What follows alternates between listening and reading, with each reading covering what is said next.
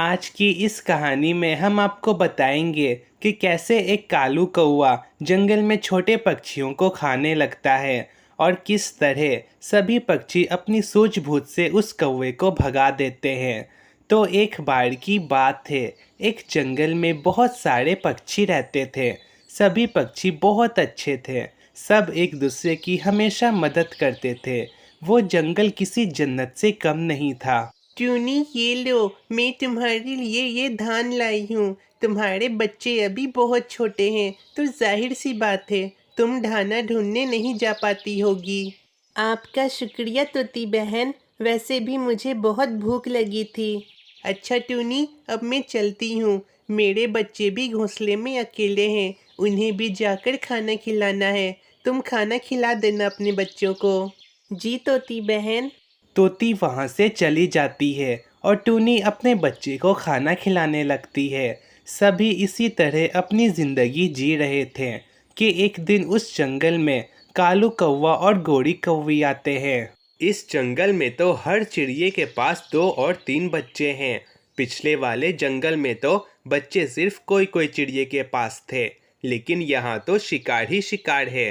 कालू पक्षी वहां भी कम नहीं थे। वो तो तुमने सबको मार मार कर जंगल को वीरान कर दिया था। तुम तो ऐसे कह रही हो जैसे मुझे शौक हो पक्षियों को मारने का। अरे हमें अपना पेट भी तो भरना होता है। अगर हम पक्षियों को ना खाएं तो खाएंगे क्या? मैं तुम्हारी बात मानती हूँ, लेकिन इतने बड़े जंगल में कोई ना कोई मरा हुआ जीव भी तो मिल सकता था। तुम्हें सबको मारने का शौक भी है। तुम जो भी समझो, मुझे मज़ा आता है चिड़ियों के बच्चों को खाने में। चिड़िए के बच्चे बहुत स्वादिष्ट होते हैं। तुम्हारा भी एक बच्चा है। अगर कोई तुम्हारे बच्चे को खाए तो कैसा लगेगा? तुम कम से कम छोटे पक्षियों पर तो रहम करो। कालू कौवा गोरी की बात को अनसुना करता है और किसी चिड़िया के बच्चे को खाने के लिए निकल जाता है। आज तो मुझे बहुत ज़्यादा भूख लगी है। हट्टे कट्टे बच्चे को खाऊंगा इस बार। कालू कौवा जाता है और भोली के बच्चे को उड़ा ले जाता है। कालू के डर से कोई भी पक्षी कुछ नहीं कर पाता है। कोई बचाओ, वो कौवा मेरे बच्चों को ले गया।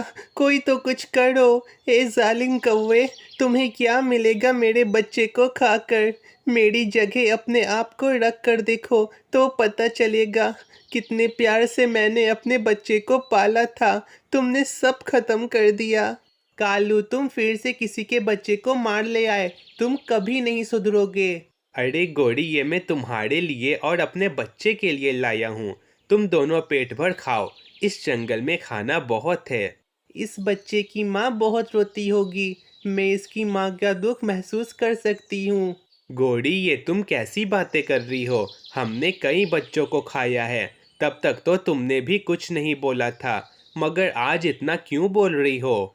अब मुझे समझ आ गया है कि हमसे पहले कितनी बड़ी गलती हो गई है। मैं उन सभी गलतियों से माफ़ी मांग चुकी हूँ। कालू, मुझे माफ़ कर दो। मैं ये नहीं खाऊंगी। जैसी तुम्हारी मर्जी मेरे बच्चे, तुम अपनी माँ को छोड़ो और मेरे साथ इसे खाओ। जी पिताजी। गोरी उस बच्चे को हाथ तक नहीं लगाती है और कालू और उसका बच्चा दोनों उसे खाते हैं। और दूसरी तरफ सभी पक्षी एक पेड़ पर बैठकर उस कौवे के बारे में बातें करते हैं। मैं सभी से बहुत गुस्सा हूँ। वो जालिम कौवा सबके सामने मेरे बच्चे को ले गया। मेरा बच्चा मम्मा मम्मा चिल्ला रहा था, मगर किसी ने भी मेरे बच्चे को बचाने की कोशिश तक नहीं की। बोली, हम भला क्या कर सकते थे? वो कौवा हमसे बहुत शक्तिशाली है। वो हमें अपनी चोंच से एक झटके में मार सकता था। मेरी जगह अपने आप को रख कर देखो, तब पता चलेगा कि मुझ पर क्या गुजरी है। हम सब तुम्हारा दुख समझ सकते हैं भोली। हमें कुछ करना होगा, वरना वो जालिम कौवा एक एक करके सभी के बच्चों को खा जाएगा। हम क्या ही कर सकते हैं टूनी। ऊपर वाले ने हम सब पक्षियों को बहुत कमज़ोर बनाया है उस कौवे के मुकाबले। ऊपर वाले ने सबको अलग बनाया है। हम कमज़ोर हैं तो क्या हुआ, उस कौवे से बहुत समझदार भी हैं। हमें बस एक तरकीब बनानी होगी उसे इस जंगल से निकालने के लिए। अपने बच्चे को खोने का दुख मैं उसे भी एहसास कराना चाहती हूँ। मैं चाहती हूँ कि वो जालिम कौवा भी अपने बच्चे के लिए ऐसे ही तड़पे। मैंने कुछ लोगों से सुना है कि कौवे का परिवार भी है, वो सब गुफे के पीछे रहते हैं। और मैंने तो ये भी सुना है कि उसका एक बच्चा भी है और वो अपने बच्चे से बहुत प्यार करता है। उस जालिम कौवे ने मेरे बच्चे को मारा है, मैं भी उसके बच्चे को मार दूंगी। भोली, अगर तुम ऐसा करोगी तो उसमें और हम में ज़्यादा फर्क नहीं रहेगा, हमें कोई और तरकीब लगानी होगी। सभी ऐसे ही बातें करते हैं और दूसरी तरफ कालू दो और बच्चों को मारकर लाता है। तुम्हें पता था कि पास वाले जंगल में एक हाथी मरा है, मगर फिर भी तुम इन दोनों मासूम बच्चों को मार ले आए। मेरे जी में जो आएगा मैं वो करूँगा, तुम हर वक्त मुझे ऐसे सुनाया ना करो। अच्छा सुनो, कल मैं दूसरे जंगल जा रहा हूँ। टुनटुन मौसी की तबीयत ठीक नहीं है, मेरे बच्चे तुम्हारी बहुत याद आएगी। पापा, मैं भी आपके साथ जाना चाहता हूँ। मेरे बेटे, तुम अभी छोटे हो, तुम इतनी दूर तक नहीं उड़ सकोगे। मेरे बच्चे, मैं शाम होते ही वापस आ जाऊंगा। मिट्ठू तोता ये सब सुन लेता है और वो ये सारी बात जाकर सबको बताता है। कल वो जालिम कौवा दूसरे जंगल जा रहा है, मतलब ये सही वक्त रहेगा उसके बच्चे को उठा लेने का। तुम सही कह रही हो भोली, तभी उसे औलाद का दुख पता चलेगा। मगर तुम्हें उसके बच्चों को सिर्फ उठाना है, उसके बच्चों को मारना नहीं है। कालू कौवा दूसरे जंगल चला जाता है और टूनी, कबूतर और मिट्ठू तोता तीनों कौवे के गुफा के पास आते हैं। देखो, मैं उस झाड़ी के पास जाकर छिप जाता हूँ। गोरी वहाँ से हटेगी तो तुम मुझे इशारा कर देना, मैं फौरन उसके बच्चे को उठा लूँगा। जी ठीक है कबूतर भाई। अब कबूतर झाड़ी के पीछे छिप जाता है और गोरी अपने घर के अंदर जाती है और टूनी उसे इशारा कर देती है और कबूतर फौरन उसके बच्चे को उड़ा ले जाता है और सभी पक्षी भी वहाँ से चले जाते हैं। आप सबने मुझे क्यों पकड़ा है? मैं तो अभी छोटा हूँ, मेरा तो कोई भी दोष नहीं है। नहीं नहीं नन्हे कौवे, हम तुम्हें कुछ नहीं करेंगे। तुम यहाँ महफूज हो, हम सब तुम्हारे पापा को सबक सिखाने के लिए तुम्हें यहाँ लाए हैं। वो हम सबके बच्चों को हमेशा मारता है। दूसरी तरफ कालू भी दूसरे जंगल से वापस आ जाता है। अरे क्या हुआ गोरी, तुम रो क्यों रही हो?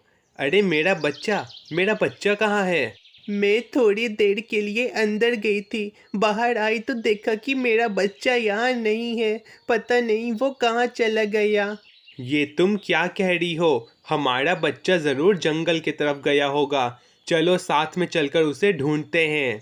मैं कहती थी दूसरे के बच्चे को मत मारो, अब तुम्हें समझ आ रहा है औलाद का दुख। दोनों अपने बच्चे को यहाँ वहाँ ढूंढते हैं मगर उन्हें कहीं भी अपना बच्चा नहीं मिलता है।